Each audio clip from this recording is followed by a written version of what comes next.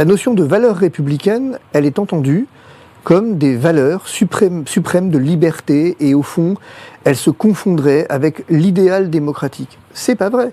C'est juste pas vrai. Il faut avoir le courage, l'honnêteté de dire c'est pas vrai.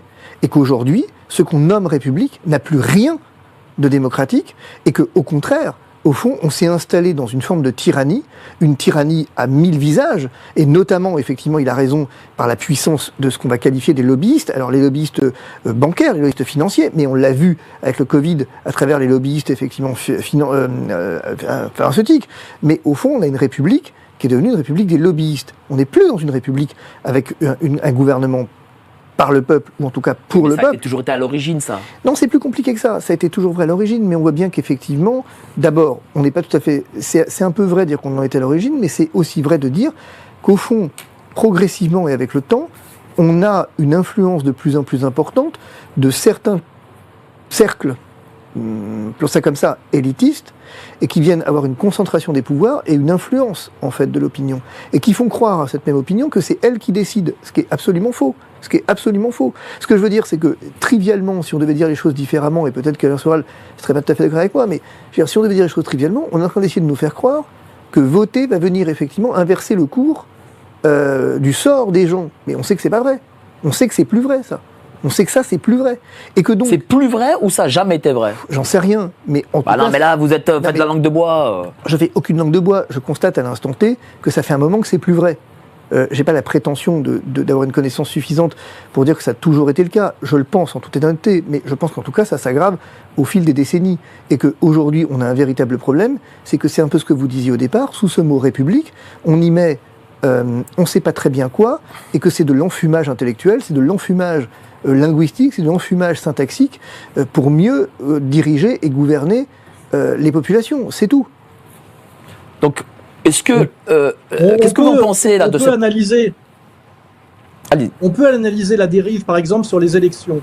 On voit bien que bon, on est dans la Ve République avec l'idée d'un pouvoir présidentiel, mais quand on voit par exemple l'histoire des signatures, on est passé de 100 signatures, je crois, à 500 signatures. Les signatures sont publiques et publiées, donc il y a une énorme menace. Et en fait, on voit bien déjà que sur la sélection des candidats qui peuvent se présenter, en fait, ne peuvent se présenter à l'élection présidentielle que des gens qui sont déjà totalement validés par le système. C'est ça l'idée. C'est-à-dire que, en fait, c'est un système d'entre-soi qui a été de plus en plus verrouillé.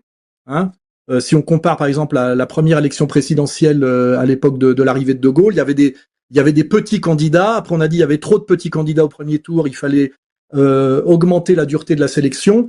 Et aujourd'hui, on voit bien que ne peuvent se présenter que des candidats totalement respectueux, on va dire, de l'encadrement du système, qui a une dimension dictatoriale. Et même, on se rappelle bien quand Fillon avait gagné la primaire à droite et qu'il aurait dû être élu, on l'a sorti du jeu très brutalement pour nous imposer Macron, dont on peut même supposer que il n'a peut-être jamais vraiment été élu par le peuple français, par exemple. Hein. Et puis on voit bien que si on élargit à l'Union européenne, on a le candidat préféré des Roumains récemment qu'on a empêché de se présenter, et on a même des cadres de l'Union européenne qui nous ont fait comprendre que si, par exemple, les Allemands se mettaient à mal voter avec l'Anti-Defamation League, on se débrouillerait pour invalider leur élection. Donc on voit bien aujourd'hui, si on réfléchit très concrètement, que par exemple avec la dérive européiste, qui est d'ailleurs un gouvernement d'experts non élus, avec Madame van der Leyen au sommet, on est totalement sorti, pour aller même au-delà de l'idée de république, de la démocratie qu'on nous a vendue justement après la Révolution française. Est-ce que les conclusions, est-ce que les conséquences que l'on a aujourd'hui, en réalité, ne viennent pas déjà de la création républicaine de la Révolution. La République française, c'est une émanation d'idéologie des Lumières. Est-ce que ce que l'on vit aujourd'hui, c'était pas déjà pensé il y a 2 siècles de cela?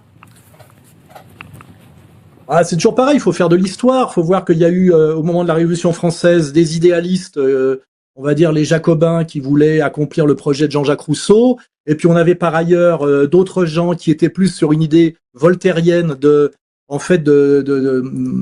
démocratie libérale, hein, qui était quand même le pouvoir de l'argent, et on voit très bien que c'est les voltairiens qui ont gagné par rapport aux rousseauistes, et que très vite on est passé en fait, on va dire du pouvoir qui allait à la grande propriété foncière au pouvoir qui est allé au pouvoir bancaire, quoi, d'une certaine manière. Donc, en fait, pour essayer de pas tomber dans le piège des grands mots et des grands mots creux, ce qu'il faut faire, c'est faire de l'histoire et regarder les processus.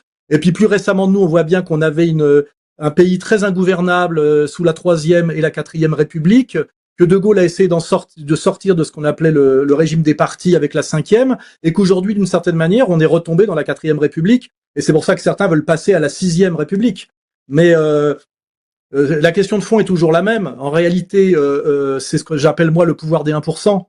Qu'on soit dans le brahmanisme hindou, qu'on soit sous l'Ancien Régime, qu'on soit dans la Chine impériale, on a l'impression qu'il y a une espèce de constante anthropologique qui traverse toutes les civilisations et tous les temps, qui est que c'est toujours 1% qui domine et qui dirige 99%, les 99% qui travaillent et les 1% qui vivent sur leur dos, quoi. Est-ce que c'est et malheureusement, il y a un truc. Allez-y. En tout cas, on est retombé là-dedans. On est retombé là-dedans aujourd'hui, à mon avis, de façon évidente. Il y a deux choses sur lesquelles je voulais rebondir quand même, si vous me le permettez. La première, c'est qu'Alain Soral a dit quelque chose que je crois tout à fait fondamental et sur lequel on est passé un peu vite, à mon avis. C'est qu'en fait, il a pointé une dérive dans la dérive, quelque part.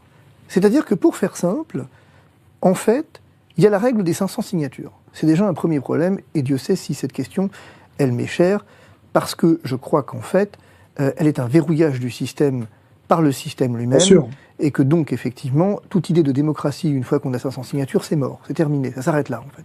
On arrête la discussion à ce niveau-là, quelque part. Mais ça va plus loin dans ce qu'il dit. Et c'est intéressant qu'il le dise, parce que je l'avais en tête quand il le disait. En fait, aujourd'hui, ça ne suffit plus, la question des 500 signatures. On a un premier filtre, mais ça ne suffit plus. Il y a un deuxième filtre. C'est, je vais le dire un peu trivialement, mais c'est le gouvernement des juges. C'est-à-dire que, en tout cas, le gouvernement d'une oligarchie. C'est ce qui se passe en Roumanie. En Roumanie, on dit, non, toi, tu n'es pas éligible. Tu n'es pas éligible parce qu'on assume, on va plus loin. Parce que jusque dans les 500 signatures, quelque part, c'était un filtre au nom d'un idéal, enfin, tout ce qu'on avait dit tout à l'heure, plus ou moins idéal, d'ailleurs, mais peu importe. Là, cette fois-ci, on assume. On dit non, tu ne te présenteras pas parce que tu ne corresponds pas aux valeurs du système. Et que tu ne peux te présenter que si tu corresponds aux valeurs du système. Il n'est plus question de dire c'est un problème numérique. Là, cette fois-ci, on assume. On va jusqu'au bout de la logique. La logique, elle était induite par la signature, mais cette fois-ci, on va jusqu'au bout. Et on y mêle des juges. Et quand un juge annule l'annulation d'une élection, comme ça s'est passé récemment, là, ce week-end, eh bien, qu'est-ce qu'on fait? On déclenche une procédure disciplinaire contre le juge. C'est pas inintéressant de voir jusqu'où on est allé, de voir comment est-ce que ce système, eh bien, maintenant, assume complètement le fait qu'il y a des candidats admissibles et des candidats qui ne le sont pas. Et sur un critère, c'est l'adhésion à un socle de valeurs qui n'a plus rien à voir avec des valeurs républicaines, avec des valeurs nationales. Bah si, ça a à voir. Non, ça n'a plus rien à voir. Parce que les valeurs dont effectivement il est question, ce ne sont même plus les valeurs qui sont issues de la nation ou de la culture même du pays, mais ce sont des valeurs supranationales. Mais je suis surpris parce que vous dites